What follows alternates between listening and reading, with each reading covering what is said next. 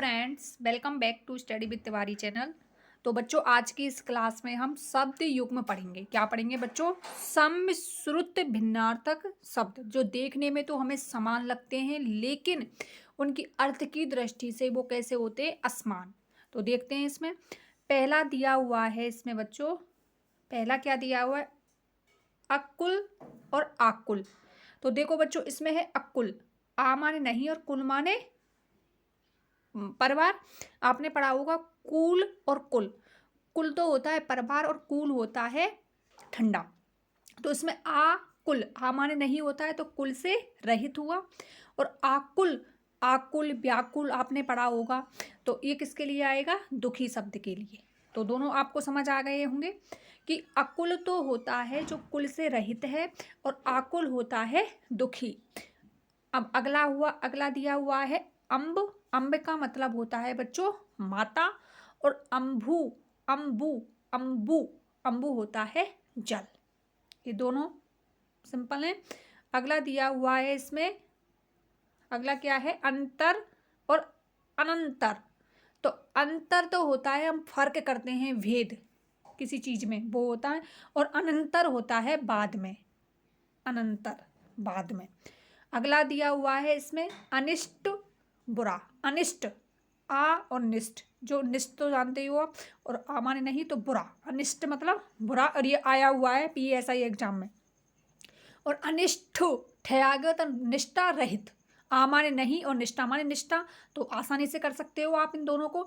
अनिष्ट बुरा और अनिष्ट आ माने नहीं निष्ठा से रहित। और निष्ठा होता तो निष्ठा सहित और अनिष्ट निष्ठा रहित। ये भी आया हुआ है PSI एग्जाम में, मैंने कल ही आपको कराया था। अनल अग्नि, अनिल हवा। तो बच्चों, मैं जहाँ तक आपको समझ पा रही हूँ, आपको इन दोनों वर्डों में कन्फ्यूज होता होगा कि अनल अग्नि का होगा या अनिल हवा का होगा। तो इसका मैंने कैसे याद किया वो आपको मैं बताना चाहती हूँ। कि मैंने इसको इस प्रकार से याद किया कि अनल, तो अनल में कोई भी मात्रा नहीं है। अब जिसमें मात्रा नहीं है उसके साथ मात्रा वाला शब्द आएगा। जिसमें मात्रा नहीं है उसमें कैसा शब्द आएगा? मात्रा वाला। और जिसमें मात्रा है उसके साथ बिना मात्रा वाला शब्द आएगा। आप आसानी से याद रख सकते हो। अनल जिसमें मात्रा नहीं तो उसके साथ कौन सा आएगा? मात्रा वाला। अग्नि, हवा नहीं आएगा।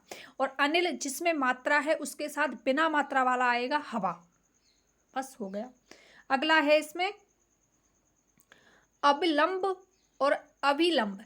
तो ये भी बहुत सिंपल है। अविलंब मतलब सहारा। अविलंब मतलब क्या होता है बच्चों? सहारा। और अविलंब, इसमें क्या दिया गया? अविलंब। ए माने नहीं और विलंब माने देरी। अविलंब का होगा शीघ्र, तुरंत, बिना देर किए हुए। अविलंब बिना देरी के। विलंब माने आप जानते हो देरी करना, और अविलंब माने देरी नहीं करना, शीघ्र ही। अगला दिया गया है इसमें अवधान। अवधान, अवधान का मतलब है, मतलब क्या होता है? सावधान या ध्यान पूर्वक। अवधान सावधान, सावधान या ध्यान पूर्वक। और अवदान देन या उपलब्धि। तो देखो, इसको तो आप सिंपल याद रख सकते हो, दान आ रहा है तो देन से हो गया, और उपलब्धि। नेक्स्ट देखो बच्चों, ये भी सारे इंपॉर्टेंट हैं, मैंने पढ़े हुए हैं। अर्थी, जिसमें रे आधा आए वो तो होता है याचक या इच्छा वाला। वो क्या होता है? इच्छा वाला। और अर्थी सब टिकड़ी, सब ले जाने के लिए बनी सैया। तो बच्चों, अब मैंने इसको कैसे याद किया वो मैं आपको बताती हूँ। देखो, जिसमें रे पूरा है अर्थी, तो पूरी अर्थी को हम सब जो होता है उसको पूरे को लिटाते हैं हम किस पर? सया पर। तो जिसमें रे पूरा है वो तो आएगा सबके लिए, और जिसमें रे आधा है वो आएगा याचक व इच्छा वाला। ओके। एपत्त, एपत्त ये होती है संतान। एपत्त क्या होती है? संतान। और एपत्त, अब देखो बच्चों, आपने पढ़ा होगा पत्त। पत्ते रोगी के अनुकूल भोजन देना, मतलब रोगी के अनुकूल भोजन। और इसमें लगा हुआ है ए माने नहीं। तो रोगी के अनुकूल भोजन ना होना या परहेज। तो इसमें दिया हुआ है ए पत्त। तो ए माने नहीं और पत्त माने भोजन। तो रोगी के अनुकूल भोजन ना होना सिंपल है, आसानी से याद रख सकते हैं इसको। अब अगला दिया हुआ है इसमें अजर।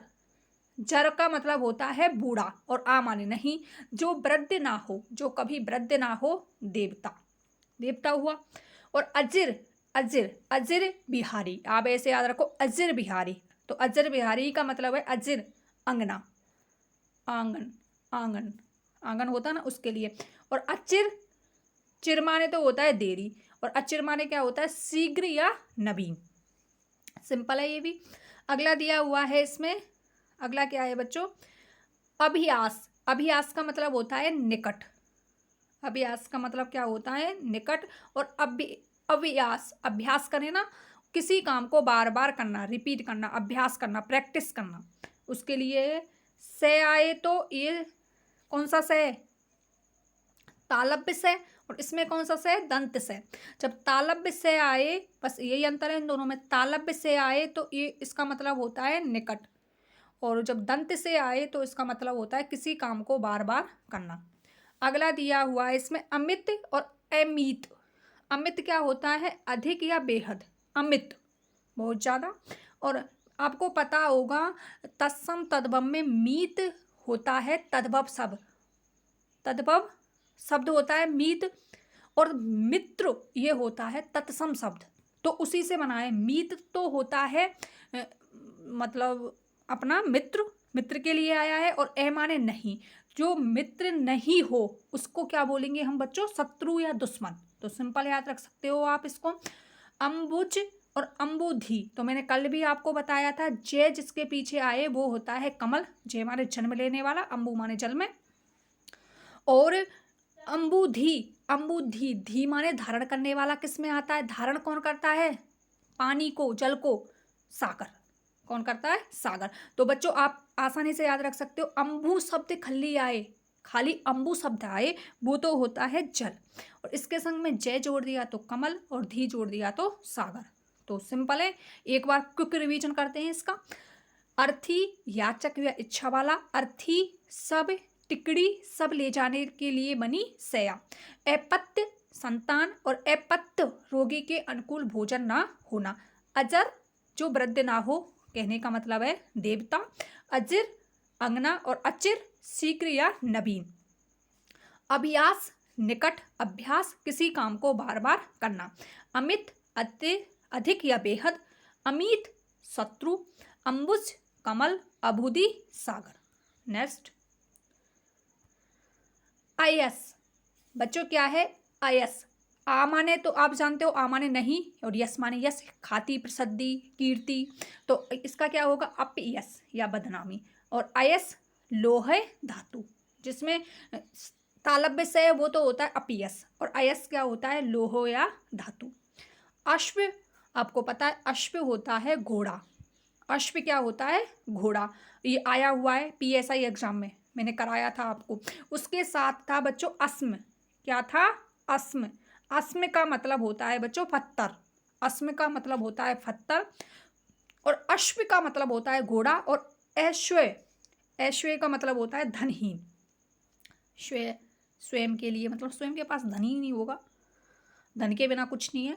तो ऐश्वर्य का मतलब होता है धनहीन। तो ये तीन शब्द है बच्चों, अश्व माने घोड़ा, अस्म माने पत्थर, और अश्व माने, ऐश्वर्य माने धनहीन। अगला है इसमें अन्याय। अन्याय का क्या होगा बच्चों, अन्न धन अन्न, अन्न धन अन्न। तो कौन सी संधि हो गई इसमें, दीर्घ स्वर संधि हो गई। अन्य माने दूसरा, और अन्न माने दूसरा, तो दूसरे दूसरे, दूसरे दूसरे। और अगला है इसमें बच्चों, हमेशा ध्यान रखो जब भी युग्म शब्द आए, जब भी क्या है इस प्रकार से आए दूसरे दूसरे, इन दोनों के मध्य में हम योजक चिन्ह का प्रयोग करते हैं। यदि वाक्य में योजक चिन्ह का प्रयोग नहीं दिया हुआ है तो वो वाक्य अशुद्ध माना जाएगा। अन्योन, अन्योन का मतलब होता है एक दूसरे से मिले हुए, एक दूसरे से मिले हुए। अगला है इसमें अग। अग का मतलब होता है अचल, सूर्य या पहाड़। तो आप आसानी से समझ सकते हो, आ माने नहीं और चल माने चलना, जो चल नहीं सकता, सूर्य और पहाड़, पहाड़ भी नहीं चल सकते। अग, अग का मतलब होता है अचल या सूर्य। तो बच्चों ये तो याद रखना पड़ेगा। अग ये तो पढ़ा होगा आपने, निदाग, निदाग हिंदी में आता है कभी कभी गद्य पद्य में। आज्ञ का मतलब होता है, आज्ञ का मतलब होता है पाप। तो आज्ञ का मतलब होता है अचल, और आगे का मतलब होता है पाप। अगला है अज्ञ।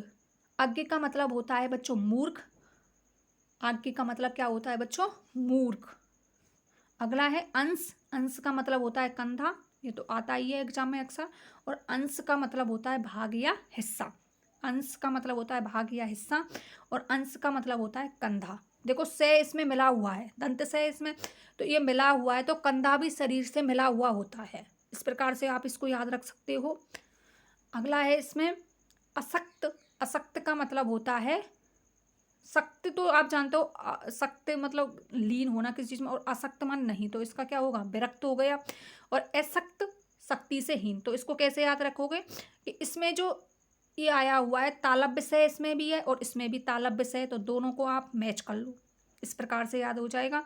और आ माने नहीं और सख्त माने सख्त, तो आसक्त मतलब क्या हो गया? विरक्त। और आसक्त मतलब शक्तिहीन, जिसके पास शक्ति नहीं है, शक्ति से हीन है। तो सिंपल है बच्चों। एक बार क्विक रिवीजन करते हैं इसका। अयश अपयश या बदनामी, अयश लोहो या धातु, अश्म घोड़ा, अश्व धनहीन, अन्याय दूसरे दूसरे, अन्योन एक दूसरे से मिले हुए, अग अचल, अग पाप, अज्ञ मूर्ख, अंश कंधा, अंश भाग, असक्त विरक्त, आसक्त शक्तिहीन। नेक्स्ट बच्चों, ये जो ऊपर का जो दिया हुआ है, इसमें ऊपर का जो दिया हुआ है, ये अभी अभी पटवार एग्जाम में आया हुआ है, आप देख सकते हो इसको। जैसा इसमें है वैसा ही आया था, लेकिन उसमें अशुद्ध था। उसमें आकर का दे रखा था रचना। तो कल की क्लास में मैं आपको पटवार में आए हुए क्वेश्चन कराऊंगी कि किस प्रकार से हिंदी के क्वेश्चन पूछे गए थे पटवार में, जिससे हमें रीट रीट को इतनी अच्छी तरीके से हम क्लियर कर सकते हैं कि कैसे क्वेश्चन आ सकते हैं रीट में, आने वाली रीट 2022 में। तो इसमें आप देख सकते हैं ये पटवार में आया हुआ है, ये आप देख लेना। इस उसमें दिया था आकर का, दिया था उसमें रचना, आकर का दिया था उसमें रचना जो अशुद्ध था, गलत था। और आकार का दिया था उसमें आकृति, तो ये तो सही था लेकिन ये अशुद्ध था। तो इनको देखते हैं बच्चों। आकर, आकर, आकर का मतलब होता है खान, और आकार रूप भी बोल सकते हो, सूरत भी बोल सकते हो, और आकृति आकार।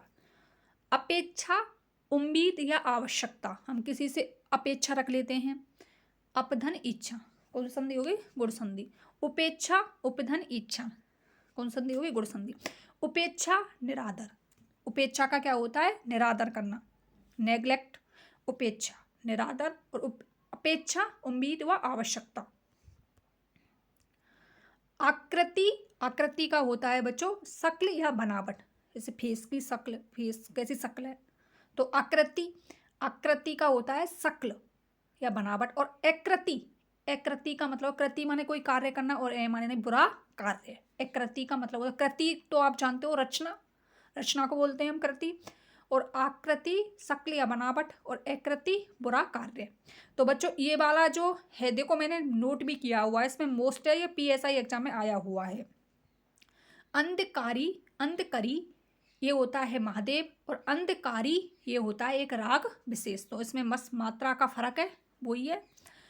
देखने में समान है लेकिन, माफ करना, सुनने में समान लगते हैं लेकिन इनके जो अर्थ होते हैं वो कैसे होते हैं? असमान। अंधकारी होता है महादेव, और अंधकारी होता है एक राग विशेष। उपकार भलाई, उपकार क्या है बच्चों? भलाई। और अपकार बुराई।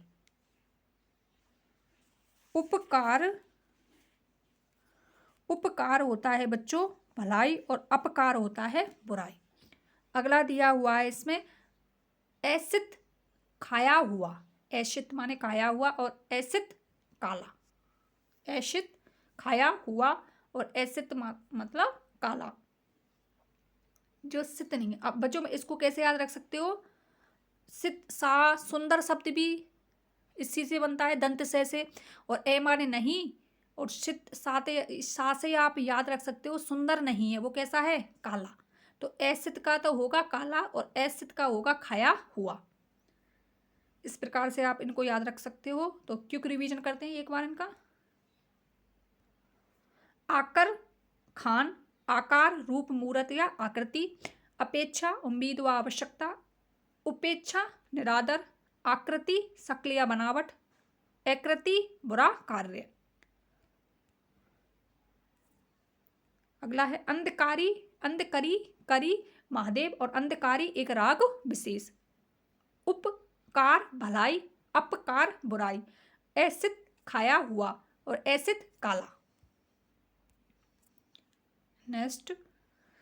नेक्स्ट दिए हुए हैं बच्चों, बस ये लास्ट स्लाइड है। अंगना, अंगना आप जानते हो स्त्री को बोलते हैं, अंगना किसको बोलते हैं? स्त्री को। अंगना खुला स्थान। अगर धूप बत्ती आप जानते हो, अगरबत्ती, तो उसी से बना हुआ है अगर धूप बत्ती। आगर झुंड, आगर झुंड और आगार स्थान, स्नानागार स्नान करने का स्थान। तो आगार किसका है? स्थान। वैसे आगार घर का पर्यायवाची है, आपको पता होगा शायद, जहाँ तक मुझे आई होप। आकार, आगार आपने पढ़ा होगा। इसमें कभी कभी आपको पूछा जा सकता है बच्चों कि स्नानागार में कौन सी प्रत्यय है? स्नानागार में स्नान धन आगार, आगार होगी, इसमें कौन सी होगी बच्चों? आगार। तो आगार का मतलब होता है स्थान, नहाने का स्थान। और आगर झुंड, आगर क्या होता है बच्चों? झुंड। और अगर धूप बत्ती। अगला दिया हुआ है बच्चों इसमें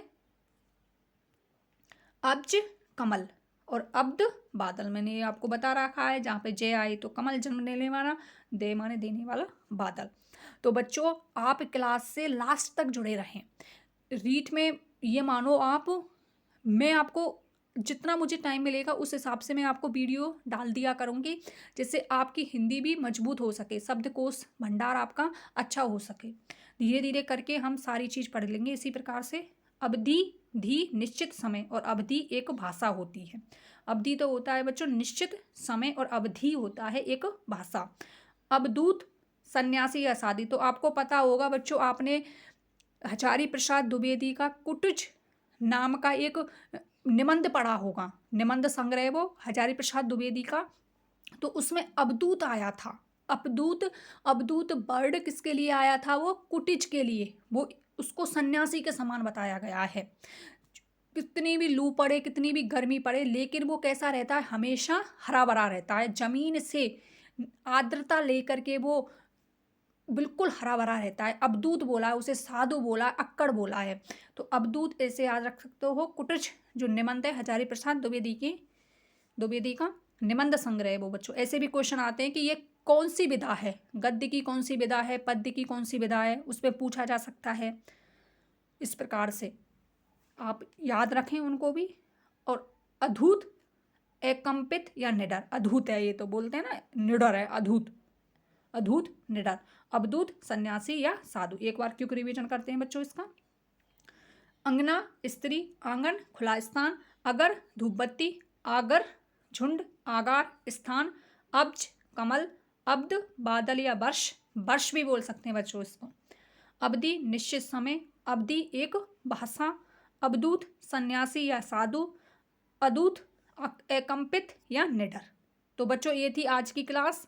आई होप आपको ये क्लास बहुत अच्छी लगी होगी। तो फीडबैक कमेंट बॉक्स में ज़रूर देना। और नेक्स्ट क्लास में आपको सारे जो शब्द युग में जो इम्पोर्टेंट है उनको ज़रूर करा दूंगी, इसी प्रकार से जैसे जैसे टाइम मिलेगा उसी हिसाब से। तो बच्चों मैं भी खुद रीट की तैयारी एंड सेकंड ग्रेड की तैयारी कर रही हूँ, तो मुझे भी टाइम कम मिलता है, इसलिए आप क्लास से जुड़े रहें। Thank you so much class से जुड़ने के लिए। मिलते हैं नेक्स्ट वीडियो में, तब तक bye bye, take care all of you.